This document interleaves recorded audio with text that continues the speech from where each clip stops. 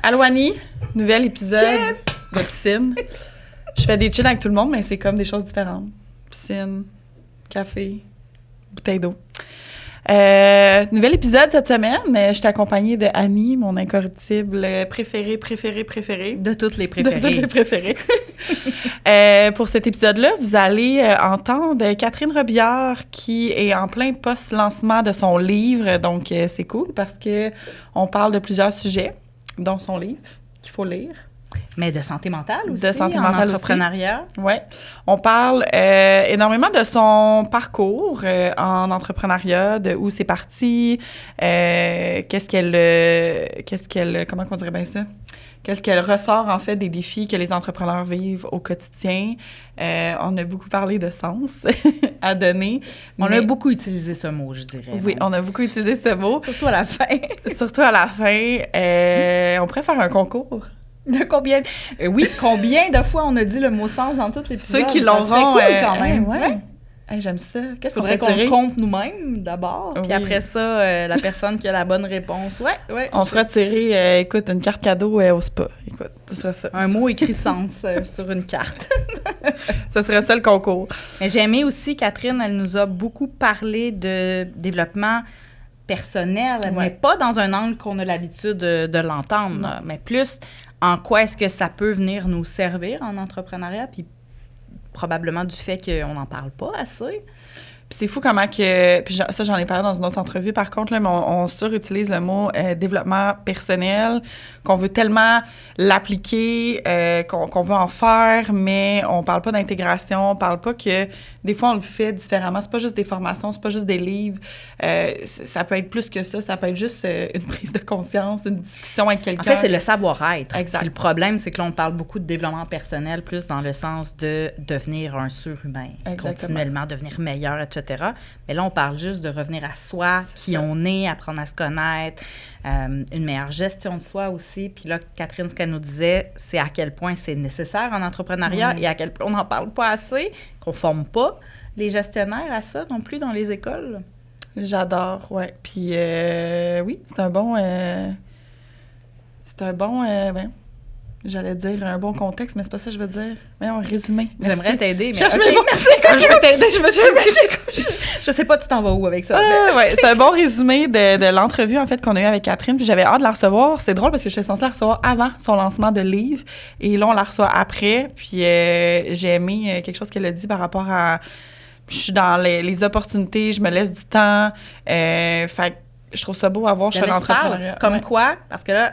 Catherine, c'est le bras droit stratégique, dans l'action, dans la stratégie, dans la planification. Tout le temps. Et ce qu'on a découvert, c'est qu'il y avait aussi quand même beaucoup d'intuition derrière tout ça. C'est ça. Puis qu'elle nous parlait de sens. Sens. Encore. C'est le sens. On a encore plugué le mot. Fait que, donc, de se laisser de l'espace pour s'ouvrir aux opportunités sans forcément chercher à tout planifier, tout contrôler. Puis c'est un concept, puis si vous écoutez les entrevues, que vous connaissez mon opinion par rapport à ça, ça coexiste, la planification, l'intuition, le flow, tout ça coexiste, puis je pense qu'elle l'a bien défini. Donc, c'est une entrevue que vous allez vraiment aimer. Comme toutes les autres, d'ailleurs. Mais c'est sûr que je dirais pas le contraire. C'est une entrevue que vous avez vraiment... C'est son entrevue préférée. Oui, c'est la préférée de toutes les préférées, comme mon incorruptible est la préférée de toutes les préférées. Donc, n'hésitez pas à commenter, donner votre opinion. Je pense que c'est majoritairement des entrepreneurs qui écoutent, évidemment, le podcast. Donc, j'ai hâte de savoir, vous, quelle place vous laissez à l'intérieur de votre entreprise, de votre vie personnelle pour ce développement-là. Fait que bonne entrevue, bonne interview, puis à fun! N'oubliez pas de compter le nombre de mots sens. Bienvenue chez Les Incorruptibles. Les Incorruptibles, c'est beaucoup plus qu'un podcast. C'est un mouvement hebdomadaire qui a pour mission de faire briller les secrets du web. Ici, on va t'aider à secouer tes idées, briser les chaînes du conformisme et te lancer vers une définition du web totalement différente de tout ce que tu as déjà vu jusqu'à maintenant. Ici, on se contente pas de suivre les tendances, on les questionne. Que tu sois un créateur de contenu, un entrepreneur en ligne, un assoiffé du web ou que tu souhaites apprendre et t'inspirer, ce podcast est pour toi. On jette par-dessus bord les mythes de la réussite, on plonge dans les coins sombres du web pour comprendre les opportunités cachées et on démystifie les idées préconçues pour te montrer la réalité rafraîchissante de l'entrepreneuriat moderne. Alors installe-toi, branche tes écouteurs et participe avec nous à la transformation du web, un épisode à la fois. Bon show! Allô les filles, allô Annie. Je me dis allô Catherine, allô Annie. On va mêler tout le monde tout le long. Ça va. Salut! Ça va bien? Ça va. Oui, ça allait bien. Oui. Très heureuse d'être là avec vous. Je vous trouve Moi très aussi. sage. Ah oui? Vraiment. Oui. Qu'est-ce que tu veux dire? Je m'attendais à 2 bombes là, complètement. Mais attends, là, c'est la première. OK, on commence. On n'est pas réveillés. On commence. On n'est pas réveillés. Mais moi aussi, je suis contente de te recevoir parce que ça fait un petit bout qu'on se connaît, qu'on se suit, qu'on évolue ensemble. On a eu la chance de participer à un mastermind ensemble. Puis depuis ce temps-là, je pense que ça a tellement évolué chez toi, dans ton entreprise, personnellement, professionnellement. Fait que je pense qu'on va beaucoup parler de ça aujourd'hui. Mais avant de parler de ça, je pense qu'on a envie de mettre en contexte d'où tu viens, qu'est-ce qui a cumulé toute cette expérience-là. Fait que je vais te laisser aux gens te découvrir avec ton histoire. Oui, d'accord. Bien, faut savoir à la base que je suis une passionnée d'entrepreneuriat. J'aime beaucoup commencer avec ça parce que ça met vraiment le ton. Mais bien sûr, ça a pris très, très, très du temps. On va dire ça comme ça. Ça a pris beaucoup de temps avant que je m'en rende compte. Ça a pris beaucoup d'expérience terrain aussi cumulée pour que je me rende compte puis que je réalise que c'est la gestion qui m'intéressait, je dirais. Donc, j'ai étudié en gestion d'entreprise, en administration, mais sur le tard. Après avoir vécu plein d'expériences terrain, j'avais travaillé dans diverses entreprises, dans le domaine vétérinaire, dans le domaine du commerce de détail aussi. Puis plus en administration? Oui, beaucoup de services à clientèle, administration, coordination, gestion d'inventaire, gestion d'équipe, recrutement. Tu sais, j'ai vraiment touché à plein de choses. J'avais tout le temps l'impression de butiner justement dans plein de postes, là où je me cherchais, puis je me comprenais pas, puis j'étais comment ça se fait que je suis pas capable de trouver ma voie. Puis c'est une précieuse collègue vétérinaire, en fait, qui m'a dit « Pourquoi tu vas pas étudier en gestion? T'aimes ça comme toucher à tout, puis comprendre, puis là, c'est ça. Des fois, ça prend juste un petit regard extérieur comme ça. Je suis retournée donc aux études fin vingtaine, administration, gestion d'entreprise aussi. Toujours dans l'optique de me dire qu'un jour, j'allais avoir mon entreprise. Okay. Je pensais que tout le monde rêvait de tout ça. Je pensais pas que j'étais différente nécessairement. Mais en même temps, je me disais, pour avoir son entreprise, il faut avoir eu un poste de direction ou de direction générale d'une entreprise. Il faut que tu aies eu l'expérience de gérer une entreprise avant d'en partir une. Fait que j'étais vraiment comme ça dans ma tête. Fait que j'allais butiner dans différents postes, dans différentes entreprises, justement, en me disant, je vais gravir des échelons, je vais gagner en expérience et un jour, je partirai une entreprise. Mais c'est pas comme ça que ça s'est passé. Oui, c'est ça. Finalement, c'est toi qui es très sage, là, je trouve. Oui, c'est ça, j'allais dire. C'est quand même d'une belle sagesse. Puis on en parlait un peu dans l'auto où j'expliquais à quel point des fois, c'est pas parce que tu es investisseur que tu es un bon gestionnaire. C'est pas parce que tu es directeur d'une entreprise ou que tu es entrepreneur que tu es un bon gestionnaire. Puis moi, c'est quelque chose qui m'a beaucoup interpellée dans le milieu du coaching ou le domaine en ligne où je me disais, je suis tellement épuisée puis tannée de voir à quel point les gens bâtissent des équipes mais ont sont aucunement capables au niveau interpersonnel de gérer, en fait. Oui, puis je vais t'avouer que j'ai un peu découvert ça aussi. Il faut savoir que ma première entreprise est née d'un concours de circonstances. J'ai eu un pignon sur rue avec des services aux familles. C'était un centre d'amusement familial. C'était un gros projet. J'avais 9 employés et j'ai tripé ma vie, là. Ça a été une expérience extraordinaire. On parlera de comment ça s'est terminé, si tu veux, plus tard. Mais ce qu'il faut retenir, c'est que pendant que je tripais ma vie à bâtir ce projet-là et à le gérer, je côtoyais énormément d'autres gens autour de moi, donc mes voisins, puis d'autres détaillants dans la chambre de commerce et tout. Et je réalisais que, évidemment, c'est ça, c'est que la majorité des gens qui m'entouraient, dans les propriétaires d'entreprises, c'était des gens qui étaient passionnés de leur domaine ou qui avaient eu une bonne idée, une innovation dans leur industrie ou qui étaient un artisan à la base. Mais il y avait très peu de gens qui étaient gestionnaires, il y a eu très peu de gens qui avaient étudié en gestion d'entreprise.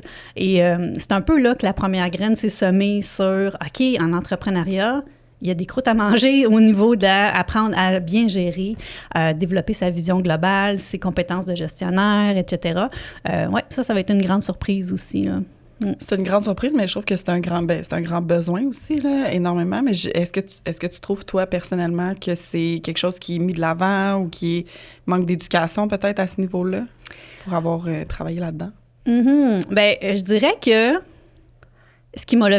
une autre chose qui m'a vraiment surpris dans mon parcours, c'est quand j'ai étudié au HEC, j'ai appris énormément le savoir-faire entrepreneurial. Et c'est vraiment super intéressant, des balises, des structures, des processus, plein de choses qui m'ont servi. Par contre, sur le terrain, ce que je me suis rendu compte, c'est qu'il y a tout un pan de l'entrepreneuriat qu'on ne soupçonne pas et qu'on apprend quand on est rendu là. Et ça, je trouve ça dommage. Fait qu'autant dans les cours de lancement d'entreprise que les cours plus universitaires, peut-être que de plus en plus, il y a une place pour ça, mais tu sais, tout le développement personnel nécessaire en affaires, mon Dieu, tu sais, tout ce qui est nécessaire dans bien se connaître, bien se comprendre, bien savoir communiquer, développer son courage, son audace. Il y a tellement de choses à développer comme humain quand on a une entreprise, et ça, je trouve que c'est vraiment pas assez mis de l'avant. Non, c'est vrai. Ouais. Le développement continue. Bon, on pourrait s'entendre, je pense, pour se dire que dans toutes les professions, cet aspect-là, quand on étudie, là, peu importe, que ce soit pour devenir médecin, que ce soit même pour devenir, je sais pas, horticulteur, peu importe, la gestion de soi, la connaissance de soi, c'est quelque chose qui devrait faire partie du parcours scolaire très tôt dans la vie d'un humain, là. Donc, le questionnement à se poser aussi, c'est la nécessité de l'intégrer, je pense, même en dehors du cadre gestionnaire, mais juste comme humain en général, peu importe le chemin qu'on décide de prendre. Oui. Mais là, on s'en va vite, deep, mais ça reste que moi, je pense beaucoup que la nouvelle génération est prête à ça, d'aller parler ouvertement. Je pense que le développement personnel fait partie de la nouvelle génération.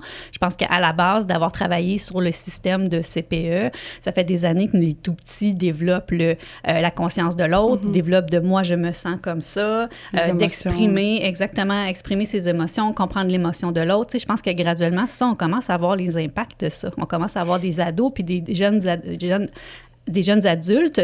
Des fois, on est bousculé parce qu'ils ont un discours... Les gestionnaires trouvent ça challengeant quand même. Exactement. Ils ont un discours que nous-mêmes, on a de la difficulté à avoir, mais en même temps, il faut voir ça comme en quoi ça va servir la société, puis je pense que ça va être très positif. Donc, moi, c'est sûr que les métiers, comme si on prend médecin, infirmière, que tu as nommé, je ne connais pas le cursus, je ne sais pas quelle est la place, tu sais, justement, du développement de soi ou du développement personnel, là, à l'intérieur de leur cursus. Moi, j'y vais avec ce que je connais au niveau de l'entrepreneuriat.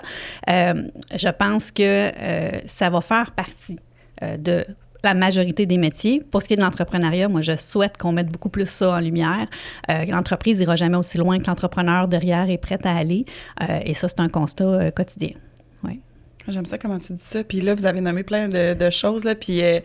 j'ai aimé que tu dises que, justement, on parle souvent de développement personnel, puis souvent, les gens vont l'appliquer de façon professionnelle, mais personnellement aussi, c'est bon, tu sais, parce que c'est l'humain, comme tu dis, derrière.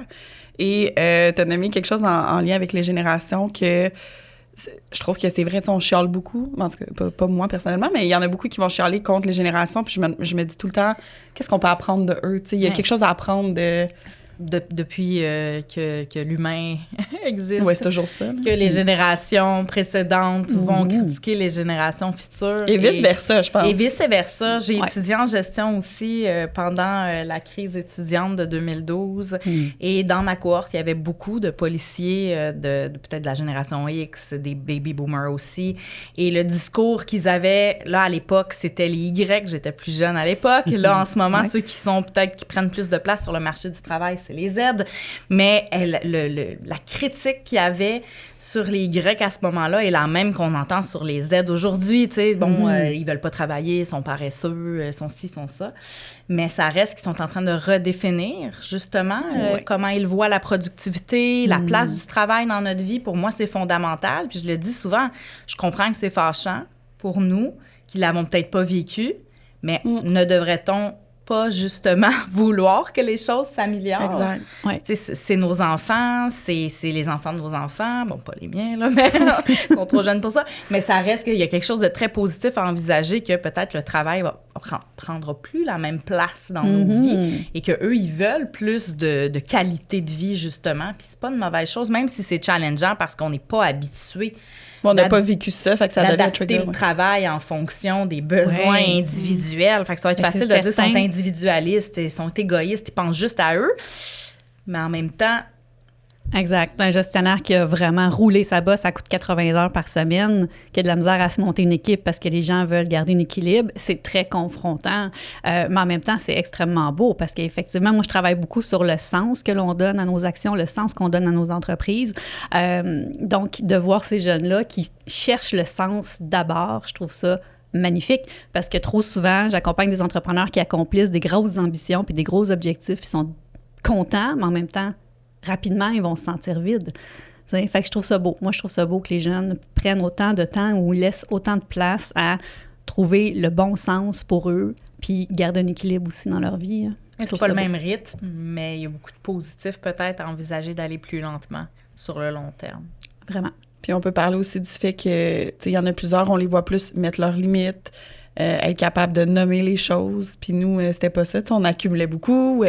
C'était énormément dans le « OK, ben il faut travailler fort. » Tu sais, il y a comme des croyances qui ressortaient de ça. Puis justement, ils viennent un petit peu démystifier ça. Puis les transformer. Fait que moi aussi, c'est le fun. Ça vraiment beau. Aime les aides, là. Je sais pas, y a-t-il des aides qui écoutent le podcast? Genre, c'est Éventuellement. Donc, si on revient un peu, fait que t'as bâti ton pignon sur rue, tu disais. Par la suite, comment ça s'est passé, l'évolution de faire, OK, je veux devenir entrepreneur, justement, puis c'est ça que je vais bâtir? Oui. Donc, avant le centre, je cherchais mon sens. Donc, je butinais dans plein de postes de gestion. J'ai eu un premier enfant à besoins particuliers. Mon deuxième enfant a eu des gros enjeux de santé dans ses 3 premières années de vie. Donc, c'était des rendez-vous de spécialistes à n'en plus finir. Des chirurgies, des hospitalisations, des stress constants de ne pas savoir qu'est-ce qui se passe et où ma place dans mon rôle de mère parce que je trouvais pas la satisfaction nulle part. Je n'étais pas capable de sortir de chez moi même avec mes enfants parce qu'il y avait tellement d'adaptations qui devaient avoir lieu pour un et pour l'autre, au niveau de sa santé pour un et au niveau des comportements pour l'autre. C'est là que, à un moment donné, j'étais vraiment sur le bord de la dépression, là, je ne le cacherai pas. Et j'ai répondu à un sondage dans ma région. Il y avait quelqu'un qui avait lancé un sondage pour l'intérêt d'avoir un centre d'amusement familial dans la ville. Et j'ai fait comme, oh wow, moi, ça vient répondre à mon besoin de mère, ça vient répondre à mon besoin de sens, ça vient répondre à mon besoin de partir à mon compte. Je fais comme, moi, je connais pas qui est en arrière de ça, mais j'embarque dans ce projet-là. Et ça a ouvert les portes. J'ai été à la rencontre, en fait, de la personne en arrière du formulaire. C'était quelqu'un qui faisait son MBA puis qui devait faire une étude de marché dans le cadre de son MBA, mais elle n'était pas certaine si c'est vraiment quelque chose qu'elle voulait concrétiser, sauf que l'étude de marché était tellement parlante, était tellement criante, il y avait tellement de monde qui avait répondu oui, oui, oui, oui, oui, que moi, je suis embarquée dans le projet. Donc, ça avait commencé comme ça à la base. Pour moi, c'était un centre pour favoriser le développement parent-enfant, du lien parent-enfant par le jeu.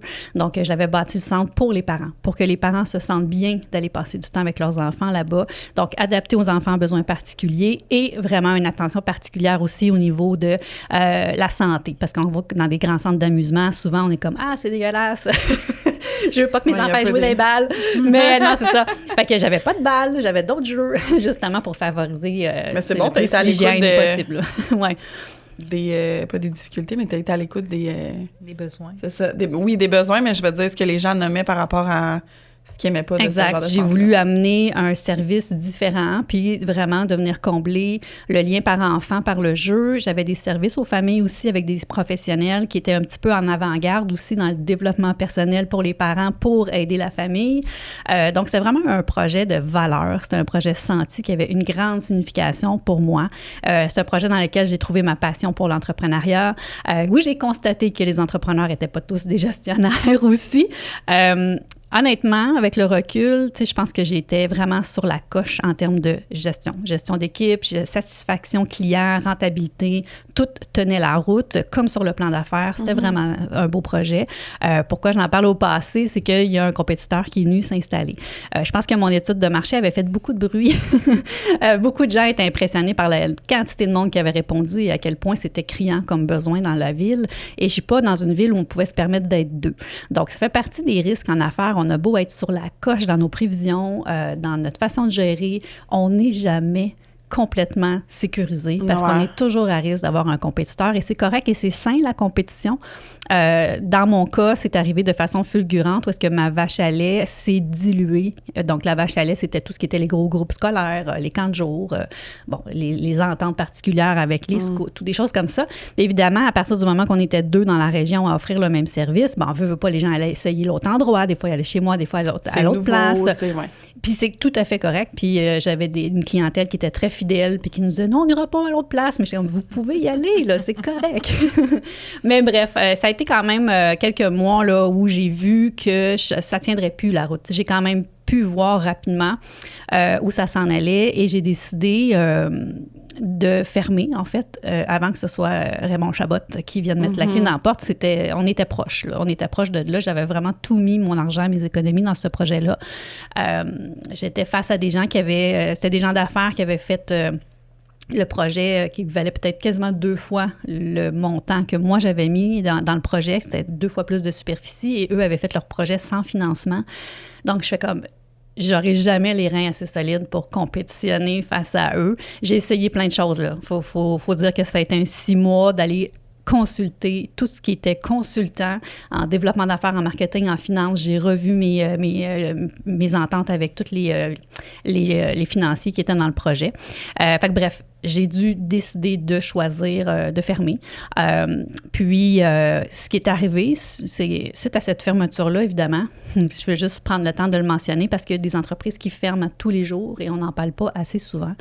Mais je veux juste... On embarque dans un gros morceau après. Ah, OK. Ben, tu sais, j'aime ça parce que tu parles d'un facteur externe qui est non contrôlable, qui est un compétiteur qui s'installe. Puis peu importe que tu fasses ta planification stratégique à chaque année, puis que c'est un facteur externe qui est rentré, puis tu as été chercher toutes les solutions, puis des fois, on n'en parle pas, mais la solution, c'est de fermer. Puis ça engendre tellement des deuils. Je trouve qu'on parle pas assez, là, des deuils de... Est-ce que je persévère? Est-ce que je m'acharne? Est-ce que qu'est-ce que je fais? Tu sais, puis de prendre cette décision-là, je pense que tu es allé chercher toutes les ressources nécessaires. Ça, c'est quelque chose qui revient régulièrement. Là, au moins 1 fois, 2 fois, 3 fois par mois, là, j'ai des gens qui viennent me voir puis qui me questionnent, tu sais. C'est-tu de la détermination, de la persévérance ou c'est de l'acharnement? Comment est-ce que je veux savoir? Tu sais, comme je suis déjà passée par là, j'ai des gens qui viennent me voir pour ça. Puis je pense que la différence, c'est faut faire nos devoirs, là. Faut vraiment aller au bout de toutes les informations qu'on peut aller chercher. Faut pas avoir de regrets sur « Hey, si j'avais essayé ça, ça aurait pu marcher. » On veut pas vivre avec ça.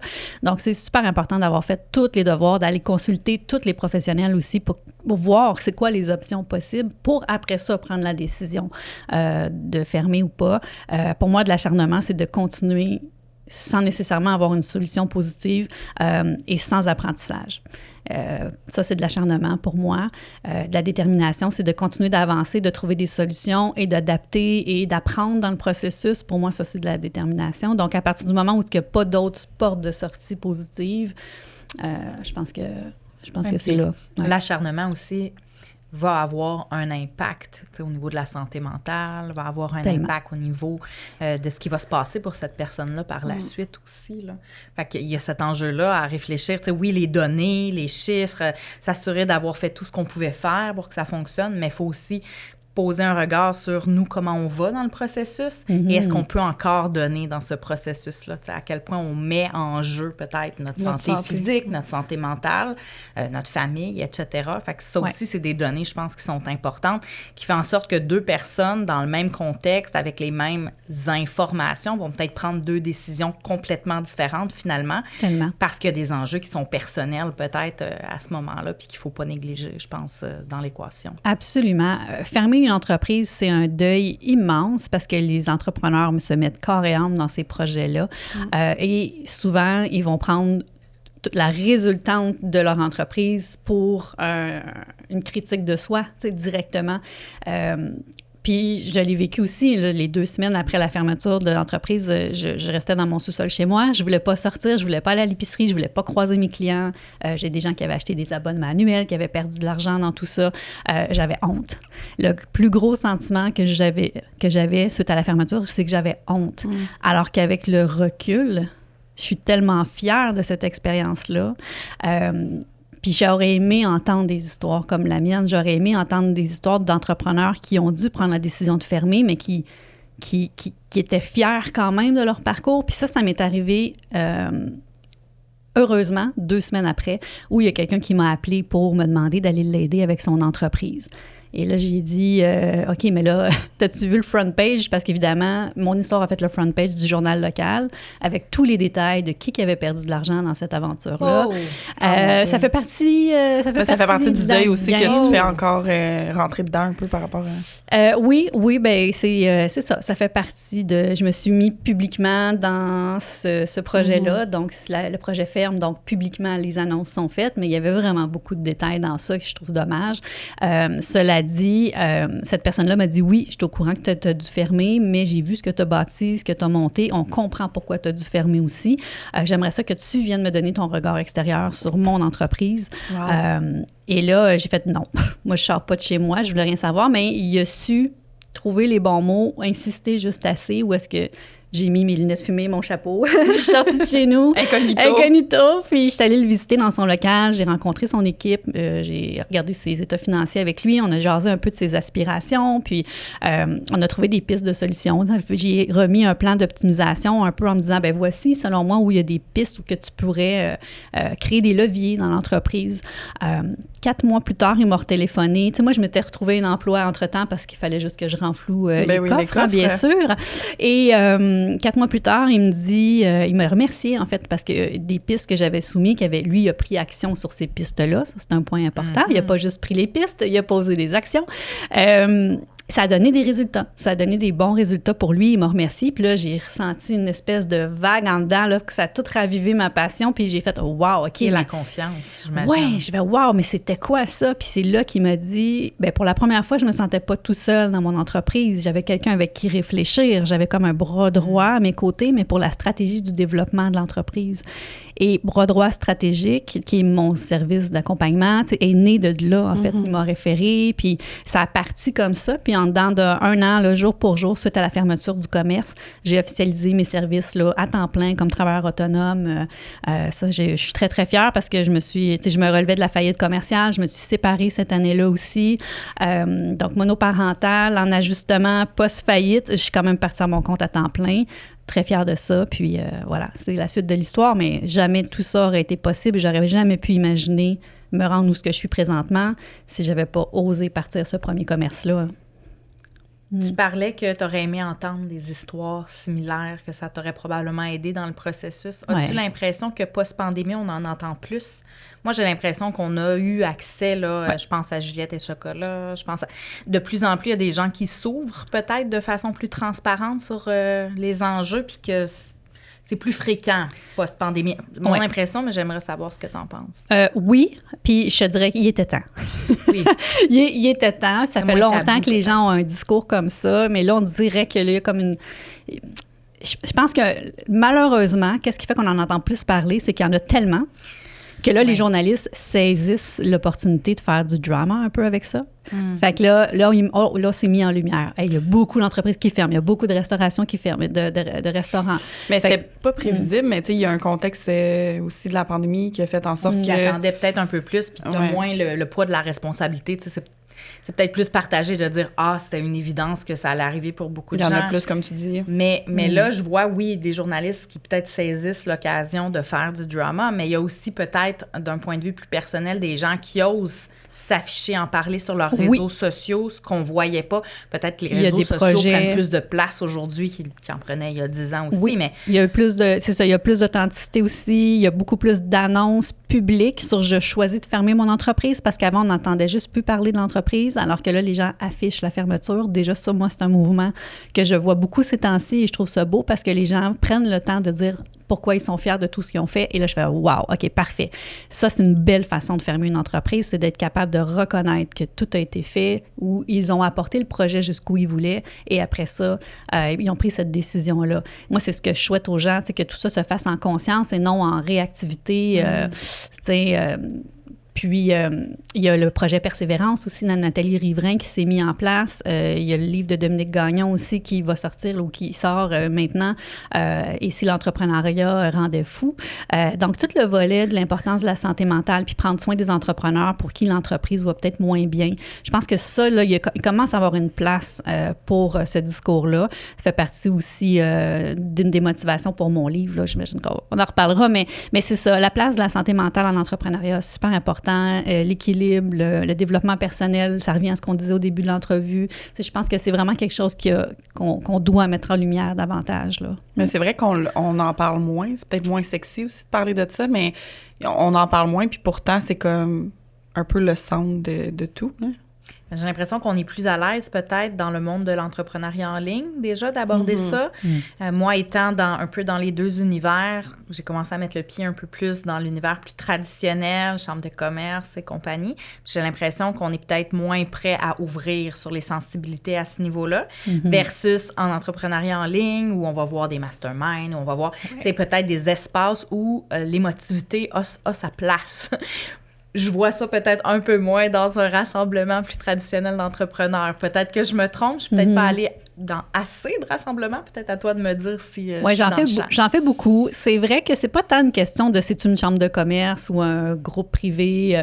C'est pas tant ça que qui fait partie des rassemblements. Tu sais, je pense que tu as des entrepreneurs qui ont un esprit peut-être un petit peu plus fermé ou un petit peu plus conventionnel, plus classique, effectivement, où la vulnérabilité n'a pas sa place. Mais je pense que c'est quelque chose de en partie générationnel, là, je me déguillemets un peu là-dessus, mais je pense que c'est quelque chose qui tend à évoluer, à changer justement parce que la jeune génération amène beaucoup plus cette ouverture-là, développement personnel, vulnérabilité, dire les vraies choses. Donc, je pense qu'on a de plus en plus ce mouvement-là qui émane. Donc, moi, je connais des chambres de commerce qui ont réussi à évoluer puis qui, justement, ont fait place à des jeunes au niveau de la gestion de la chambre de commerce. Donc, les événements, déjà, sont différents. Les sujets abordés aussi sont beaucoup plus d'actualité, je trouve. Il y a plus d'ouverture. Je pense que ça s'en vient. Ça s'en vient. Est-ce que j'aurais aimé que ce soit déjà d'emblée, que ça fasse partie de la game? Moi, je rêve d'un cours de savoir-être et de développement personnel au HEC. Là, je veux dire, je pense que éventuellement... Il n'y en a toujours pas? Là, je vais t'avouer que la dernière fois que j'ai vérifié, il n'y en avait pas, mais ça fait quelque temps. Et probablement qu'ils ont certains cours qui viennent toucher une facette, mais tu sais, de dire vraiment un cursus sur... les réels besoins et réflexions nécessaires si tu veux être en affaires. Ouais, je pense que ça va dépendre de l'organisation aussi, parce que je sais qu'à l'UQAM, à l'école de gestion, c'est quelque chose qui est quand même un petit peu plus présent. Okay. C'est peut-être encore là une question de valeur, d'organisation, programme, les personnes qui dirigent les 10 programmes aussi. Oui, puis je pense que ça s'en vient aussi, ça fait tellement partie du discours, là. Je pense que c'est une question de temps, là. Puis les milieux de travail, eux? C'est pas quelque chose... Toi, tu as travaillé des PME... Oui. Parce que les milieux de travail, moi, je suis là-dedans, là, j'ai envie de dire que c'est pas tant... Ben, tu sais, s'ils l'apprennent pas à l'école, après ça, clairement, ils vont pas le transposer. Puis je veux pas dire, mettons, contrairement à avant, moi, je veux une grosse évolution, parce que j'ai quand même travaillé là avant, je suis retournée dans le même milieu, mais avec une administration différente, puis c'est vraiment différent, il y a une belle évolution, puis moi, ça m'a quand même surpris, j'étais comme, wow, tu sais, c'est le fun de voir ça. Je m'attendais à pire, tu sais. Je pensais être souffrante physiquement de peut-être retourner. Puis finalement, c'est moins pire, mais je me dis, c'est fou comment c'est différent. Oui, mais je pense qu'il y a un gros changement au niveau des ressources humaines, de toute façon, présentement, par le besoin criant de main-d'œuvre, par tout ce qu'on a vécu depuis la pandémie. De plus en plus, on voit les ressources humaines aussi amener des outils pour les entreprises. Donc, on parle de beaucoup plus d'ouverture, de flexibilité d'horaire, de programmes de coaching. Il y a beaucoup plus d'encadrement qui se mettent en place, mais mon Dieu, ça va être quelque chose qui va prendre des années là, à se mettre en place puis à être intégré. Mais il y a des entreprises, par contre, faut le dire quand même, qui sont beaucoup plus innovantes puis qui ont un rythme plus rapide d'adaptation, qui sont déjà sur la coche en termes de créer des environnements de travail très innovants puis très soutenants pour les travailleurs. Là.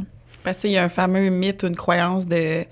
Souvent, les gens vont dire « ceux qui font du 9 à 5 pensent dans une boîte, ceux qui font ça pensent dans une boîte ».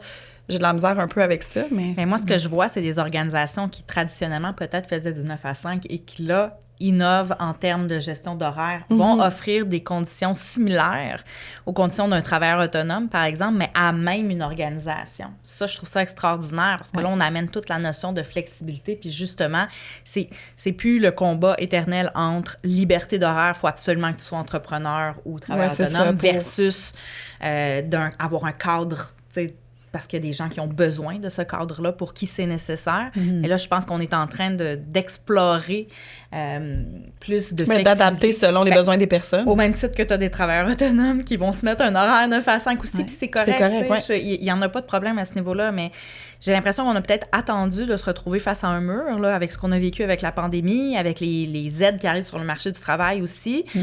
On manque de gens. Ces gens-là ont des conditions très spécifiques aussi, puis c'est correct. Moi, je suis super contente. Je suis pro conditions de travail, mais ça reste que là, on n'a comme pas eu le choix. Il y en a qui n'ont pas attendu d'avoir pas le choix pour innover, mais ça reste que là, on sent peut-être un mouvement plus global parce qu'on n'a pas tant le choix de s'adapter, de s'ajuster là, avec la réalité qu'on vit en ce moment. Puis je pense que c'est une bonne nouvelle en même temps, même si ça amène des enjeux. Puis plus le navire est gros aussi, plus c'est long le faire pivoter aussi. Fait que, il y a certains milieux, je pense, que ça va peut-être être plus long, puis d'autres que naturellement, par les fonctions, par la mission de l'organisation, ça va peut-être être plus facile, plus naturel qu'il y ait ce genre de changement-là aussi. Absolument. Puis moi, ça vient répondre un peu à pourquoi est-ce que j'accompagne les travailleurs autonomes puis les petites entreprises, c'est ce degré de flexibilité-là. Donc, j'ai travaillé pour des paquebots.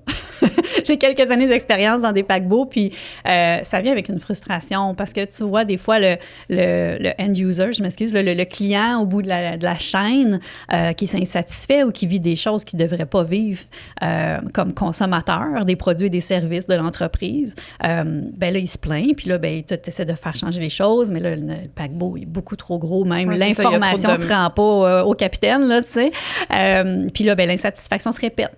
Puis se répète. Puis là, les gens à l'interne sont conscients de l'insatisfaction des clients, mais ils n'ont pas l'impression d'avoir un certain contrôle ou même mise sur la modification de la problématique. Parce qu'il y a trop d'étapes avant de... Il y a beaucoup de sentiments d'impuissance. Exactement. Puis on parle de plus en plus de brown out au lieu de burn out, là, mais une espèce de fatigue de sens, de se sentir inutile, de sentir que les choses, finalement, tu sais, moi, je veux changer les choses, mais j'ai aucune prise possible. Puis... Ça, c'est quelque chose qui est vraiment... ça brûle. Mais c'est parce que c'est la personne qui est sur le terrain, qui accueille le commentaire du client, là, c'est elle qui reçoit toute cette charge-là continuellement. Mais qui a aucun contrôle sur la suite. Je dois avouer que je suis partie d'un environnement comme ça. En fait, je suis partie d'un environnement comme ça avant ma première expérience d'entrepreneur. J'ai repris contact avec une personne avec qui je travaillais à ce moment-là. Ça fait facilement 8 à 10 ans de ça, là. Mais je reprenais de ses nouvelles et ce qu'elle me racontait du terrain, c'est exactement pareil. Les insatisfactions sont les mêmes. Les gens à l'interne sont désabusés. C'est ça. Puis c'est terrible parce que, le client, il n'est pas satisfait. La réputation est affectée. Fait que l'optimisation des processus puis du service, c'est de travailler à contre-courant continuellement. Puis c'est les gens du milieu qui écopent. C'est les gens qui sont conscients, qui sont pris en sandwich là-dedans qui écopent. Bref, moi, ça a confirmé que je voulais travailler avec des gens qui ont cette capacité d'adaptation, cette flexibilité-là, qui ont cette rapidité aussi de mise à l'action, comme je disais tantôt, parce que des planifications stratégiques puis des plans de croissance, j'en ai fait, mais ils sont souvent restés sous le coin du bureau pour plein de raisons. Donc, moi, c'est ce qui me motive là, de travailler avec des gens, c'est quand ils peuvent mettre les choses en place puis qu'on puisse voir l'évolution puis l'amélioration des choses sur le terrain directement, là. J'aime que tu dises capacité parce que j'ai travaillé avec des personnes en gestion d'entreprise, justement, en ligne, où j'avais des insatisfactions qui se répétaient. Puis, à un moment donné, j'avais fait ce travail-là à me dire, comme, c'est quoi qui rassemble toutes ces personnes-là? Puis je me disais, c'est qu'elles n'ont pas les capacités de mettre ça en application. C'est comme, elles ont besoin de le déléguer à quelqu'un. Donc, clairement, je ne travaille pas avec les bonnes personnes. Fait que ça, j'aime ça que tu dises ça parce que c'est un point important. Il n'y a pas juste le fait que ce soit possible de s'ajuster. Ou que tu veuilles le faire, c'est ça. Après ça, il y a le travail. Est-ce que la personne est prête à? Est-ce qu'elle a envie de? Donc, oui, on a un environnement flexible en tant que travailleur autonome, en tant que chef d'entreprise, mais... Mais le paquebot, c'est ce qui se passe entre nos deux oreilles. Exact. Mais le c'est pas paquebot, forcément plus facile, dépendamment les enjeux, dépendamment les connaissances, les compétences et tout ce qui touche savoir-être aussi. Exact. Voilà.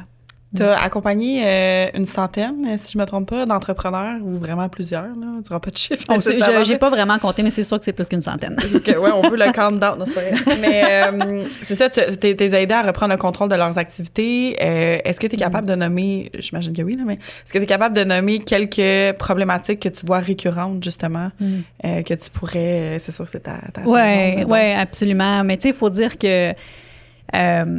ça va amener graduellement cette conversation-là au livre, c'est certain, parce qu'au départ, les gens venaient me voir parce que, justement, ils ne voyaient pas clair, il y avait un poids sur les épaules, ils ne savaient pas où s'en aller, par quoi commencer. Puis ça, bien, tout doit débuter par un recul. Tout doit débuter par un recul, par une réflexion. OK, mais t'es rendu où? Tu veux quoi? T'sais, souvent, les gens veulent avoir des actions à poser tout de suite, puis c'est important, mais en même temps, c'est comme, assure-toi de poser les bonnes actions, donc prends le recul d'abord. Fait que c'est beaucoup un manque de clarté, un manque de recul, une espèce d'être pris dans une course puis un rythme qui a fait en sorte qu'ils ont été capables de maintenir un certain rythme, mais ils ne se sont jamais arrêtés pour savoir pourquoi il y avait ce rythme-là, puis dans quelle direction ils s'en allaient. Fait que ça, c'est le plus gros des enjeux. Et là, je travaille beaucoup à remettre du sens dans le développement de l'entreprise. Donc, m'assurer que l'entrepreneur, le gestionnaire, le directeur ait fait cette réflexion-là et que ce soit intimement motivant pour lui de développer et amener l'entreprise là où il le désire. Et je pense qu'on crée beaucoup de modèles d'affaires présentement avec ce qui fonctionne ou ce qui est plus rentable, alors qu'on ne prend pas assez la considération de qu'est-ce qui fonctionne pour l'entrepreneur en arrière. Tellement. Je pense que ça devrait faire partie du modèle d'affaires que de réfléchir à l'entrepreneur, c'est quoi ses forces, c'est quoi ses enjeux, qu'est-ce qu'il désire réellement, puis d'amener ça dans le modèle d'affaires de l'entreprise. Je pourrais en parler longtemps, mais pour répondre à ta question... Mais que tu dis ça parce que moi, je suis exactement là-dedans, en fait. Là, je me suis posé ces questions-là. Je vais dire dernièrement, là, pas hier, là, mais comme dernièrement, puis tu le sais, je t'en ai parlé, mais cette réflexion-là de se dire justement, OK, je vais prendre le temps, puis des fois, prendre le temps, c'est pas un après-midi à refaire un plan, tu sais, ça prend du temps, puis il faut le prendre, ce temps-là. Puis tu nommes justement, moi, quand j'ai pris ce temps-là, j'étais comme... Je sais même pas pourquoi que, mettons, j'ai fait ça, probablement parce que c'était comme trend en ce moment, donc je suis allée vers ça, mais j'aime même pas ça fait même pas partie de moi, de ce que je fais, de ce que j'aime faire, en fait. Fait qu'à la base, je me connais pas pantoute, finalement, là. Fait que ça a été comme plein de réflexions qui m'ont amené à OK, mais je suis pas dans ce sens-là, j'aime pas ça faire ça fait pas de sens avec ce que je dis. En tout cas, tout je pense qu'on conscientise pas du tout au début. Non. On veut bien faire, exact. On veut réussir parce qu'il y a quelque chose qui nous anime, puis on va aller justement vers des modèles qui nous donnent l'impression d'être fonctionnels, de pouvoir nous permettre d'atteindre nos objectifs. Mais ça vient souvent avec... des choix un peu en mode réaction de j'ai besoin d'argent ou j'ai besoin de liberté ou j'ai besoin d'accomplissement. Les gens ont ces besoins-là. Moi, j'appelle ça des besoins de surface parce que, oui, mais pourquoi tu as besoin de temps? Puis pourquoi tu as besoin de cette liberté-là? T'sais? Qu'est-ce qu'il y a à la base qui n'est pas nourri pour que tu aies autant besoin de... Pourquoi tu es autant occupé? Puis pourquoi tu cherches autant cette liberté-là? Il y a quelque chose... C'est le pas de recul qui est nécessaire qu'on ne prend pas parce qu'on est en mode pompier où on éteint des feux continuellement. En mode pompier. C'est vrai. Ce qui arrive, c'est que moi, j'aime bien faire la comparaison. OK, c'est super, on est content d'avoir des pompiers pour éteindre des feux, mais est-ce qu'on peut réfléchir sur comment éviter que les feux s'allument avant de les éteindre? Peut-être que là, à ce moment-là, c'est plus stratégique. À la base, on n'est pas une société forte sur la prévention. Oui, en général. Parlons de prévention incendie avec Karine Fontaine. Mais au niveau de l'épuisement, qui est mon domaine, c'est ça qui arrive. La perte de sens dont tu parlais. Les gens qui s'épuisent, qui se retrouvent en burn-out, souvent, c'est qu'à un moment donné, il n'y a plus cette motivation de passer à l'action parce que ce sont des actions qui n'ont aucun sens avec les valeurs profondes de la personne, avec son fonctionnement, avec ses capacités, avec les ressources qu'elle a de disponibles. Fait que je comprends que peut-être sur le coup, ça peut avoir l'air rapide, efficace, d'utiliser X modèles pour atteindre des résultats rapidement. Sauf que si dans 1, 2, 3, 4 ans, finalement, tu atteins le mur parce que c'était pas aligné avec qui tu es, tes valeurs, etc. Merci de parler de mon histoire. Oui, bien, écoute, je suis passée par là, moi aussi. J'ai viré complètement mon capot. Des fois, ça arrive en 6 mois, 12 mois. Là. Des fois, ça arrive vite. Ouais. Ça a des coûts, tu sais. Ouais. Est-ce qu'on peut se l'éviter idéalement? Est-ce qu'on peut avoir ces réflexions-là avant au lieu de fonctionner pendant 2, 3, 4 ans, puis là, de devoir changer complètement son modèle d'affaires, ce qui est très demandant. Tu sais, tu l'as dit, ça prend du temps, mais ça a un coût après ça. Puis ça a un coût, oui, monétaire, mais aussi personnel, là, au niveau de notre énergie, notre confiance, etc., de dire « Aïe, je me suis trompée, puis c'est correct, il faut que je l'assume, puis maintenant, il faut que je sois prête à vouloir faire ces changements-là. » Puis je pense qu'il y en a qui vont lâcher le morceau. Ils vont dire « j'abandonne », au lieu de se donner la permission de changer le modèle, justement. C'est trop, j'y arriverai pas, je suis pas capable, je veux pas prendre le risque de me tromper encore une deuxième fois. Fait que j'aimerais ça qu'on arrive à une culture où on se pose ces questions-là d'abord, puis pour ça, je pense qu'il faut ralentir. Oui, puis il y a des peurs qui ressortent de ça aussi, là. Puis, mettons, moi, dans mon cas, c'était vraiment... Bon, il y avait un aspect pandémie où j'avais une carrière qui se développait. Ça s'est arrêté avec la pandémie. Puis là, il y avait... Tu sais, évidemment, j'aime pas ça rien faire. Fait que pendant la pandémie, j'ai bâti quelque chose. Ouais.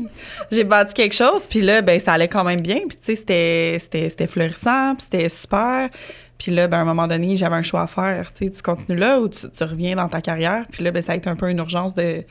OK, je vais là, puis là, finalement, tu t'es pas posé ces questions-là, puis là, tu rentres dans quelque chose que, bon, finalement, je suis pas sûre d'aimer ça, mais là, financièrement, t'as pas le choix de continuer, puis là, en tout cas, bref, ça fait une grande...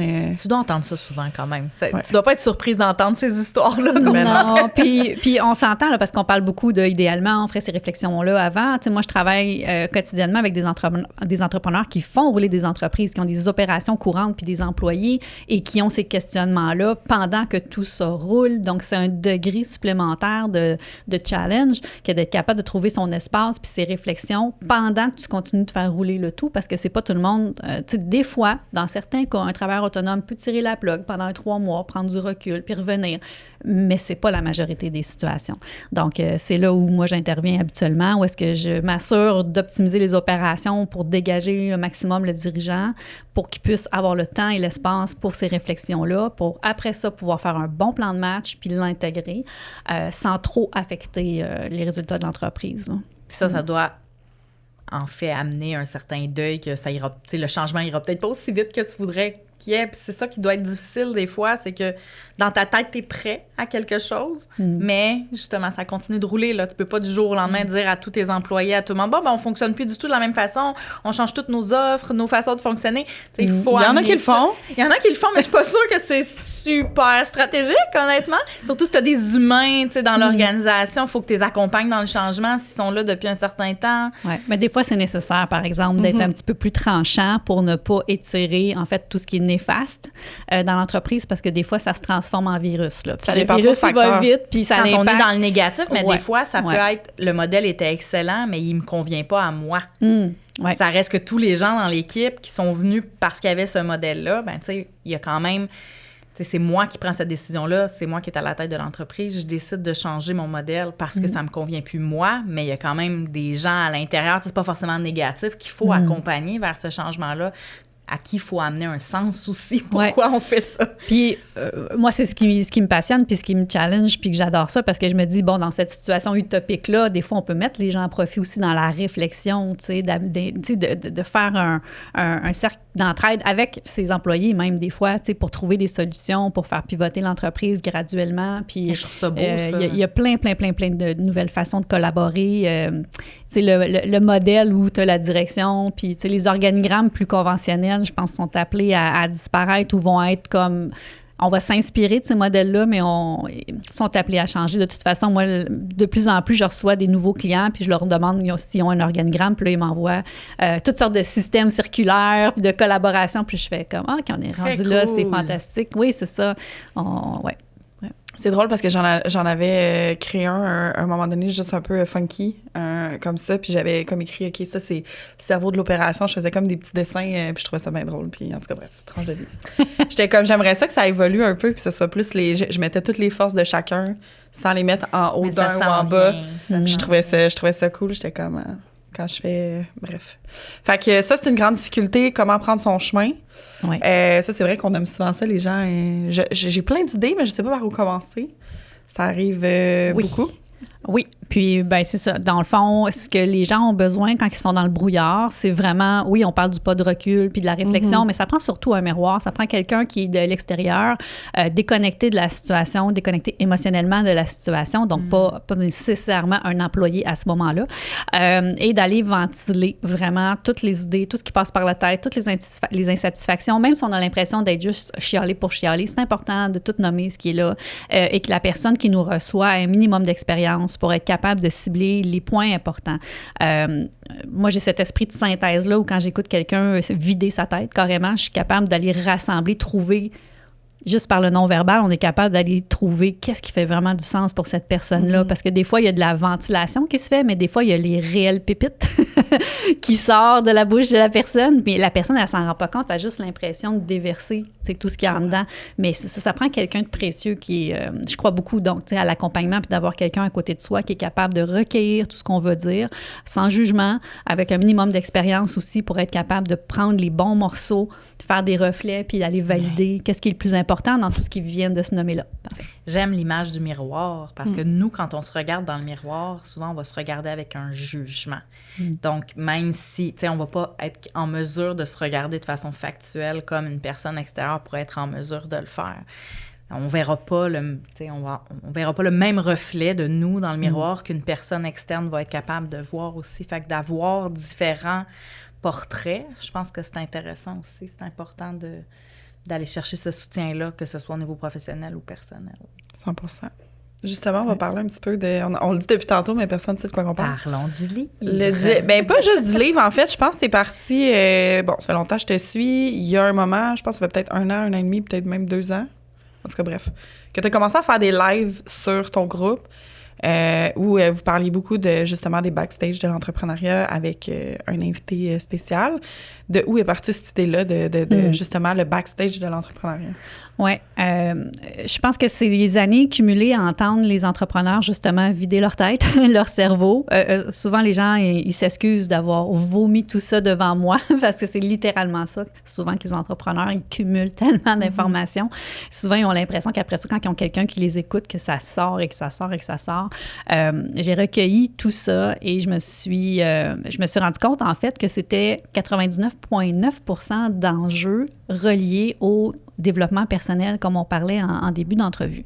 Donc, j'ai voulu un peu reléguer toutes les informations que j'avais comme remarquées parce que souvent, les gens vont parler de j'ai besoin de ci, j'ai besoin de ça. C'est souvent relié, justement, j'ai besoin d'argent, j'ai besoin de temps. Oui, mais non, c'est pas de ça que tu as besoin. Regarde, je vais te poser 2-3 questions, puis tu vas voir que c'est pas de ça que tu as besoin. C'est souvent relié à la signification que tu donnes à tes actions. Puis la destination ultime que tu veux donner à ton entreprise. Puis qu'est-ce qui te bloque pour pouvoir y arriver? C'est l'outil, dans le fond. Là. C'est pas vraiment le besoin. Exact. C'est ce qui va te permettre de répondre aux vrais besoins. Puis je voulais surtout aussi que les entrepreneurs sachent que tu sois travailleur autonome en démarrage ou que tu as une grosse équipe de 50 personnes ou que tu sois une vedette avec des entreprises puis que tout le monde te connaît, quand on jase des vraies affaires, c'est le même discours. Fait que ça, je voulais mettre ça en lumière. Donc oui, j'ai fait une série d'entrevues sur le backstage d'entrepreneuriat où j'ai invité des gens un petit peu plus connus, qui ont une certaine notoriété dans différents domaines. Mais qui vivent les mêmes défis.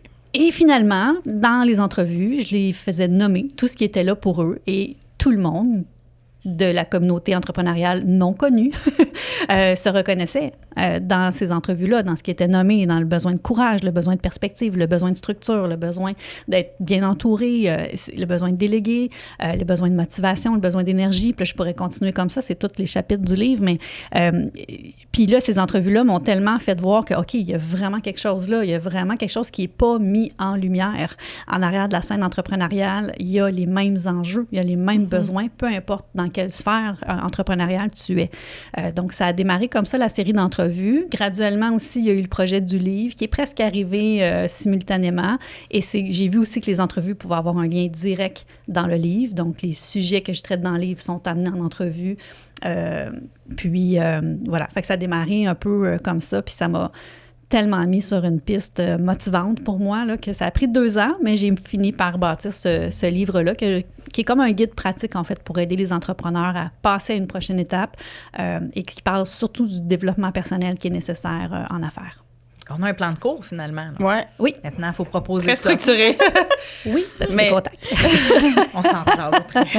Mais je pense aussi, tu nommes quelque chose, on dit beaucoup qu'on a cette vision-là de wow, tu sais, les personnes justement connues.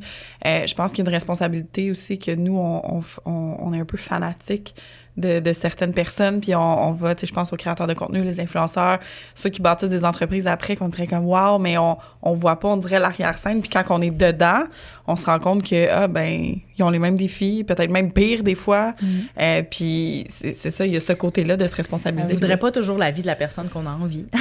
Exact. Et là, il y a un enjeu super clair. Souvent, les entrepreneurs vont avoir une espèce d'attente ou d'image que je vais mettre des efforts, ça va être difficile, il y aura des enjeux, des obstacles, puis à un moment donné, je vais avoir un certain succès, puis je vais être rendu là.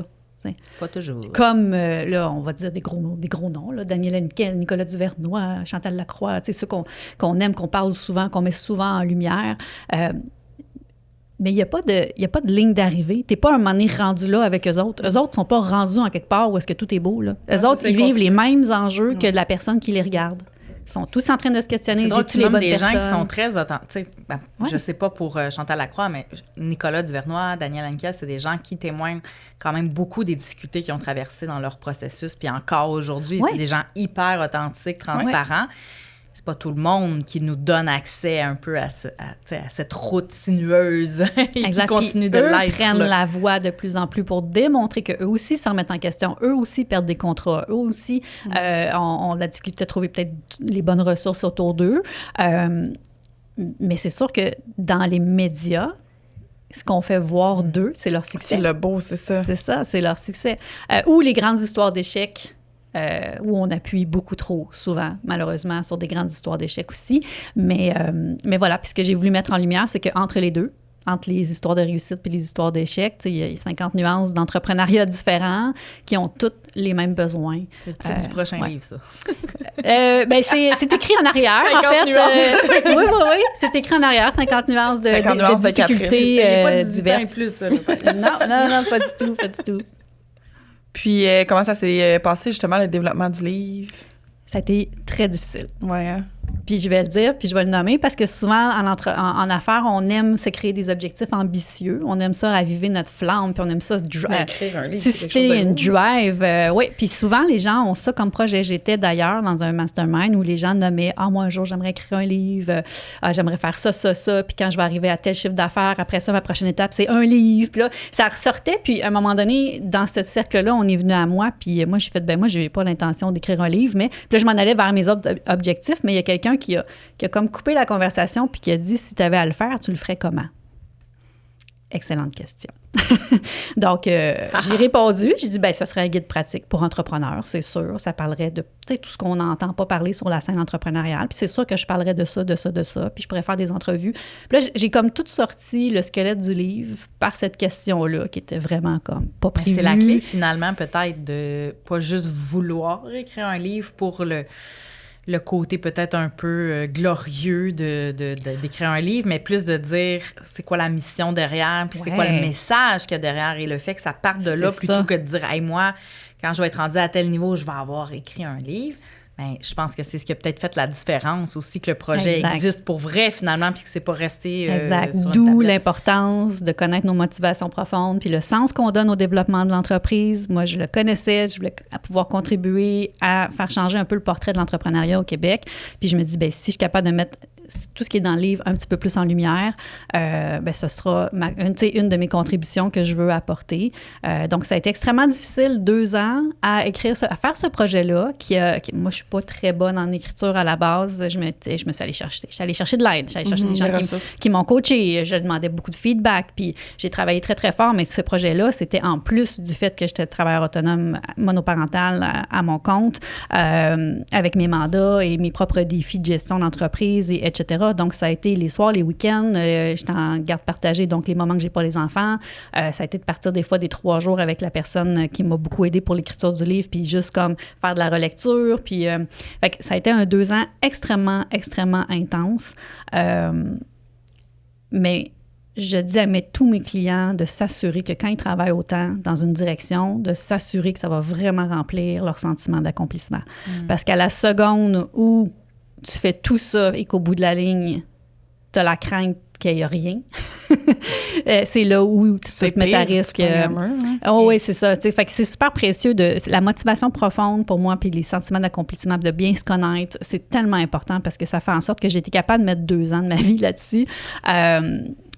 Puis à la soirée de lancement, j'ai même pris un moment pendant la soirée devant tout le monde, au micro, pour dire « OK, là, j'accueille ». parce que c'était là que je pouvais capter la réception du projet, puis ça faisait 2 ans que je travaillais là-dessus pour me dire est-ce que les gens vont le vouloir, est-ce que les gens vont le recevoir, est-ce que les gens vont l'utiliser. Puis là, j'avais une salle pleine avec des gens qui avaient le livre entre les mains, puis j'ai fait comme OK. Oui, puis c'était un bel événement, c'était vraiment cool. Oui, merci. Mais justement, c'est quoi les... là, moi, j'étais censée te recevoir avant, mais là, on est après. Le après, ça ressemble à quoi? Au feedback? Oui, c'est... Ce qui est fantastique, c'est que quand on a vécu l'aboutissement d'un gros projet, puis qui a vraiment nourri notre sentiment d'accomplissement, c'est que t'es comme comme une effluve qui reste dans le temps. Tu sais, c'est pas fini. Là. Moi, j'ai encore des souvenirs de cette soirée-là. J'ai encore du feedback. J'ai encore du contenu qui n'a pas été partagé encore de cette soirée-là, des photos, des vidéos, tout ça. Ça, c'est extraordinaire. Ensuite de ça, je reçois régulièrement des gens qui font des stories avec mon livre. Puis ça, c'est super le fun de savoir que les gens, tu sais, ça s'ébruite tranquillement pas vite. Puis les gens en entendent parler. Puis les gens l'achètent. Puis c'est vraiment génial. Mais ça, c'est beau parce que ce sera pas éphémère, là. Ben non, ça a été bâti, effectivement. Il y a eu beaucoup, beaucoup de jus de cerveau. Ça a été bâti pour que ça reste dans le temps. Là. Moi, c'était pas un projet éphémère. Effectivement, c'était un projet, c'est quand même un 344 pages sous forme de guide pratique avec des guides visuels. Ça a été vraiment bâti pour que tout le monde puisse aller puiser à l'intérieur ce qu'ils ont besoin au moment qu'ils en ont besoin. C'est pas un livre que tu lis au complet d'une traite. C'est vraiment, tu vas chercher ce que tu as besoin dans la table des matières. Puis j'ai fait une synthèse vraiment condensé pour expliquer pourquoi tu as besoin de tout ça, puis c'est quoi les actions que tu peux prendre pour passer à une prochaine étape. Donc, ce que je vois, c'est que chacune des personnes qui se l'est procurée peut aller l'utiliser dans le temps, au moment où ils en ont besoin. Ça reste ce que j'ai vu dans les commentaires, puis ça me fait toujours rire un peu. C'est comme une bible pour les entrepreneurs. C'est beau, oui, parce qu'il y a beaucoup d'intégration aussi qu'on peut faire même avec un court chapitre, là. Ah, merci. Merci. Mais vraiment, fait que le après, c'est ça, c'est d'accueillir, c'est de recevoir tout ça. Évidemment, j'ai bâti d'autres choses là, suite au livre. Là. Il y a un workbook, il y a un outil de travail, il y a des outils gratuits aussi qui aident à implémenter tout le contenu du livre. Et là, je tombe en événement présentiel, événement virtuel, pour rassembler les gens qui sont en train de suivre le processus, le parcours proposé dans le livre, en fait, puis qui ont le goût de s'en parler, puis de soutenir ensemble dans le processus. Fait que, donc, là, je suis là-dedans. Rencontrer les gens puis les aider à implémenter tout ce qui est dans le livre. Ouais. Fait que là, on peut parler au HEC. On a un cours plein ici, si jamais... Il y a peut-être d'autres institutions qui vont être plus ouvertes en premier. Non, mais c'est commençons par oui, puis tu sais, nommons aussi que l'École d'entrepreneurship de Beauce, je les salue, je les adore. Eux sont déjà là. Tu sais, ils sont beaucoup dans l'implémentation du savoir-être, mais du savoir-entreprendre aussi, qui est le mélange du savoir-faire puis du savoir-être. Eux autres sont déjà là. Ils ont reçu mon livre, d'ailleurs. Mais en général, je pense que les écoles d'entrepreneurs, on le voit qu'il y a quand même des contenus reliés au développement personnel. Oui, c'est ça, on va parler de leadership, c'est sûr qu'on va parler de dépassement de soi, de mais courage. On va utiliser les gros mots pour que, même si derrière le leadership, il y a forcément du développement personnel, il y a forcément de la gestion de soi, mais on va pas appeler ça santé mentale, on va pas appeler ça, on va appeler ça leadership. Mais ça reste que c'est là, ça s'en vient. Puis je trouve ça vraiment intéressant. Je vais me le procurer. T'es convaincue? Oui, je suis convaincue. Moi, j'ai déjà... C'est ça le travail aujourd'hui à faire. Je peux m'en aller. C'est pas vrai. Bye-bye. Tu peux quitter en paix. Justement, tu penses comment que ça va évoluer le bras droit stratégique ou ce que tu implantes présentement avec ton entreprise depuis que c'est sorti? Est-ce qu'il y a des choses qui vont changer? Bien, je suis contente que tu me poses la question parce que de façon très transparente, je vais jouer la carte que j'aimerais voir en entrepreneuriat. Je le sais pas. Je suis quelqu'un qui planifie énormément d'avance. Évidemment, ce projet-là a été calculé, projeté, etc. Et j'avais mis 1 mois, 2 mois suite au lancement avec beaucoup d'ouverture. Donc, j'ai intentionnellement laissé beaucoup d'espace dans mon horaire. J'ai intentionnellement non renouvelé des mandats pour laisser le maximum d'ouverture pour voir c'est quoi les possibilités. qu'est-ce que cette vague d'opportunités-là, de notoriété-là peut créer. Donc, j'étais rendue là, à avoir un peu... j'appelle ça un petit peu jouer le dé du jeu de la vie. Là. Ça a été un peu... ça m'a demandé tellement que j'avais pas le goût nécessairement de puiser le citron puis d'aller voir tout ce qu'on peut ressortir du livre. Je suis très contente des événements présentiels, virtuels que j'offre. Pour le reste, je suis très contente des outils. Je suis très contente de tout ce qui est là déjà. Mais c'est là, c'est disponible maintenant. Fait que là, moi, je laisse de la place aux opportunités. Donc, je fais beaucoup de rencontres, beaucoup de podcasts. Je discute, je brainstorm plein d'idées avec plein de gens. Puis, c'est ça. Se laisser de l'espace. Parce que justement, les opportunités, on essaie beaucoup de les provoquer, mais ça prend de l'espace aussi pour accueillir celles peut-être qu'on n'avait pas prévues, pas attendues. Voilà. Je trouve ça le fun de voir qu'ici, on parle pas juste de planification à tout prix, mais qu'on amène de l'espace aussi pour de l'intuition, pour de la flexibilité, pour de l'ouverture. Fait que ça montre que c'est pas noir ou blanc. Mais moi, j'aime ça qu'elle parle de ça parce que moi, je parle souvent de structure, de planification, puis les gens vont être trigger des fois par rapport à ça. Puis, justement, que c'est noir ou c'est blanc, mais non, les deux coexistent en tout temps. La planification fait... J'ai planifié, puis j'ai encadré. Tu l'as quand même 2 mois d'espace. Parce que pas le faire, pas le planifier du tout, ça peut devenir difficile, justement, parce que si tu prends pas le pas de recul pour avoir une vision d'ensemble de ce qui s'en vient, ben, ça va être difficile, même si tu as la bonne intention d'avoir 2 mois d'espace, si tu l'as pas planifié, ça se peut qu'il y ait une couple de choses, finalement, qui se produisent, là. Oui, puis il y a des surprises. Déjà, j'en ai des grandes surprises, puis je suis contente que tu me poses la question parce que je sais que dans 1 mois, je vais avoir une réponse différente, là, fait que j'ai hâte de réécouter. J'ai hâte dans 1 mois, on dirait de savoir qu'est-ce qu'il y en est. Oui, je reviendrai. Je vous raconterai ça. Puis qu'est-ce que tu penses personnellement, justement, avec... c'est quand même un projet, je dirais, où on ose un peu, puis on aborde, on normalise certaines choses. L'industrie du coaching, justement, en ce moment, ou l'industrie de l'accompagnement, avec ça, t'en penses quoi personnellement? Oui. Bien, je crois que toute personne, salariat, entrepreneur, chômeur, je pense que toute personne doit être accompagnée. Moi, je crois énormément au système d'accompagnement. C'est sûr que dans le coaching, évidemment, je crois beaucoup à l'importance de bien savoir qu'est-ce qu'une vraie structure de coaching. Donc, moi, j'ai étudié le système de coaching. J'ai pas ma certification ICF et je m'en cache pas, je l'ai dit à tout le monde. Et c'est un peu un choix de vouloir... pour moi, bras droit stratégique, c'est d'être capable d'être dans une posture de coach dans certains moments, mais de pouvoir me dégager de ça. Des fois, d'être plus mentor, plus stratège. Des fois, je suis plus conseillère.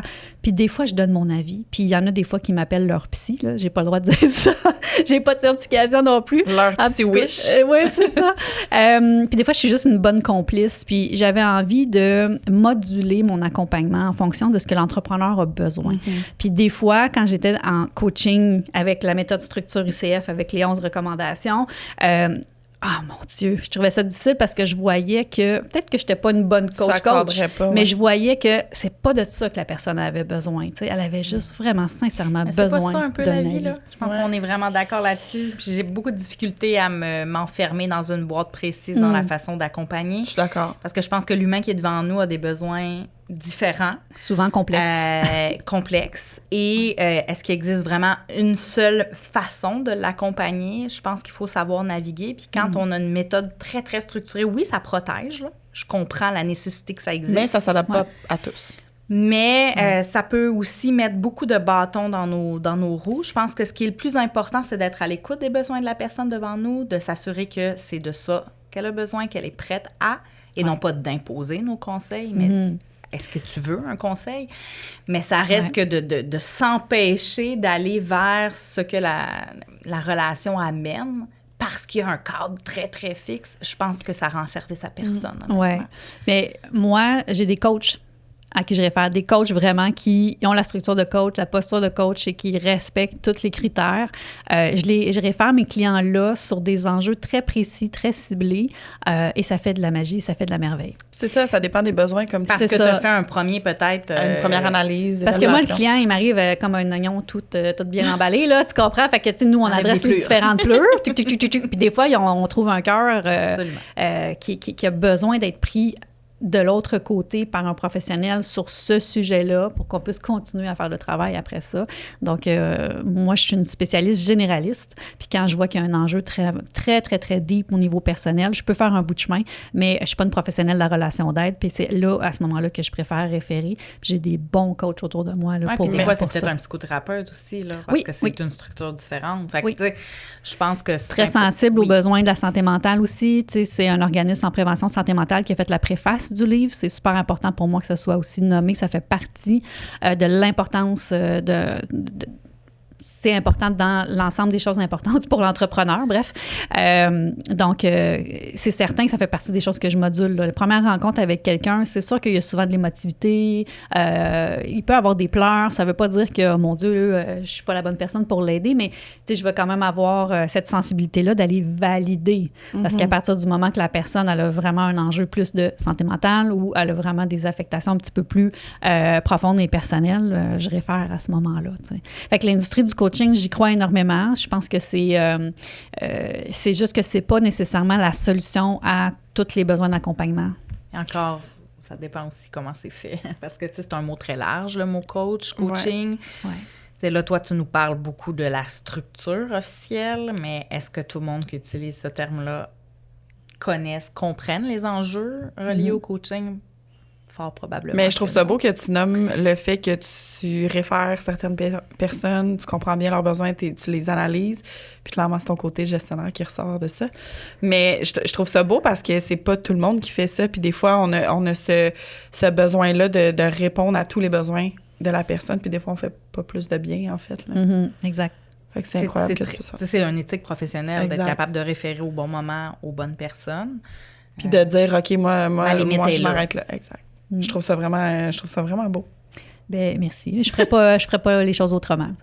Mais c'est vrai, je trouve que dans l'industrie en ce moment, c'est un peu... les gens essaient de s'approprier un peu. Tu sais, mettons, tu vas faire avec un coach, puis là, je parle des deux bords, mais tu sais, le coach doit être capable de mettre sa limite, justement, ou l'accompagnateur.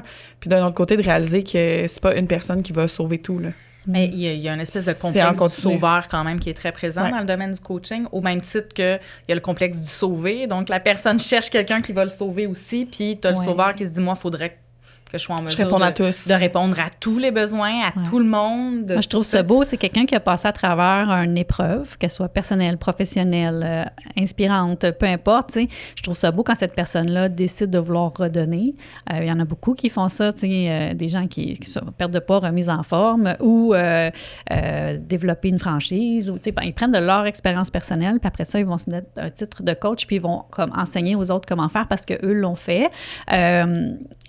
C'est ça, il y a des bémols là-dessus parce que ce qui a fonctionné pour eux et ce qu'eux sont prêts à redonner au prochain, ça ne veut pas dire que ça va fonctionner pour tous. Mais si c'est dit clairement, moi, c'est le choix des mots peut-être qui est important, puis c'est là qu'on a peut-être un peu de ménage à faire là, en ce moment, mais c'est correct pour moi, ça peut être du mentorat, c'est de l'inspiration, puis c'est correct, mais c'est dit, moi, c'est ce chemin-là m'a amené là, ça ne veut pas dire que ce chemin-là va fonctionner pour toi. Exact. Si c'est communiqué de cette façon-là, j'ai pas de problème avec ça. Si on communique ça comme une solution qui va régler tous les problèmes, qui va fonctionner pour tout le monde, qui est magique, etc., bien là, ça me dérange un petit peu plus quand j'entends ça. Ça prend des compétences quand même, là, tu sais, Moi, j'ai une expérience, j'ai vécu un burn-out, j'accompagne les gens là-dedans, mais j'ai 20 ans d'expérience en relation d'aide aussi, tu sais, c'est un hybride entre les deux.